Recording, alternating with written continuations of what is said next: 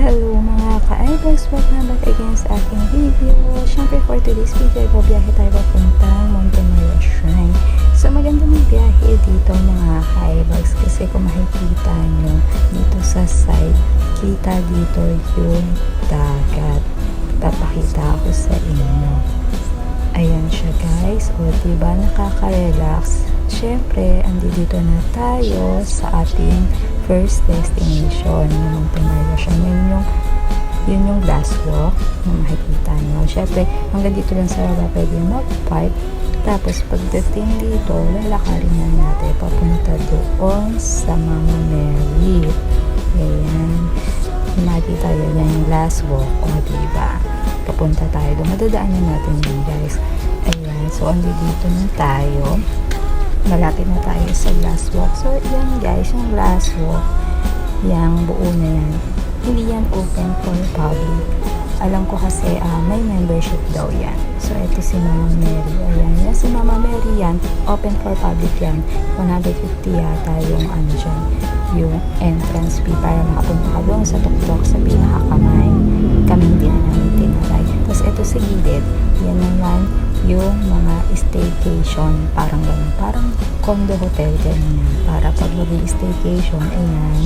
So, ito yung view dito sa gilid ni Mama Mary.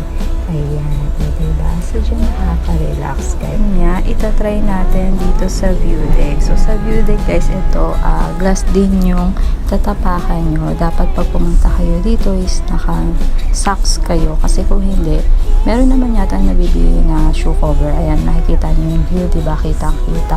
At syempre guys, pinuntahan din namin tong Rizamar Beach Resort. So, ang Rizamar Beach Resort, I think is 30 minutes yung biyahe start dun sa Monte Maria Shrine. Hindi ko na video guys yung pinakapagpasok na dito kasi sobrang na-amaze ako dito. Ayan, kung makikita nyo, medyo malakas yung alon today guys kasi medyo paambon-ambon nga eh. Ayan, tapos try natin pumasok dito sa cave nila. Wow, cave. Ayan, medyo pinutol ko yung video or iniklian ko yung video guys kasi pagpasok mo sa loob as in makikita mo lang yung maliliit na ilaw na yan. O, diba? Kaya medyo iniklian ko na lang para makita nyo na pumasok talaga ako dun sa cave. Tagusan kasi ito guys. Doon sa kabila, yung pinanggalingan namin is nandoon yung mga slides nila pero sarado. Tapos ito yung kabuuan ng Rizamar Beach Resort. Ang entrance nga pala dito guys is 150 pesos for day tour. Merong cottages, merong mga rooms kung gusto nyo mag-overnight. Ayan, so papakita ko sa inyo, ito yung falls, mini falls nila guys. And then, yung swimming pool, pababayan. Sa pinakababa, dyan po yung pangbata. Ayan. Tapos, yan yung dagat, kitang-kita nyo kapag dito kayo sa taas. O, diba? So, dyan nakaka-relax dito, guys. Kaya, ano pang inaantay nyo?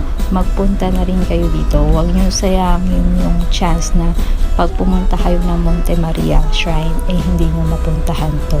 So, ayun lang, guys. And see you again on my next gala. Bye, mga ka-ibags!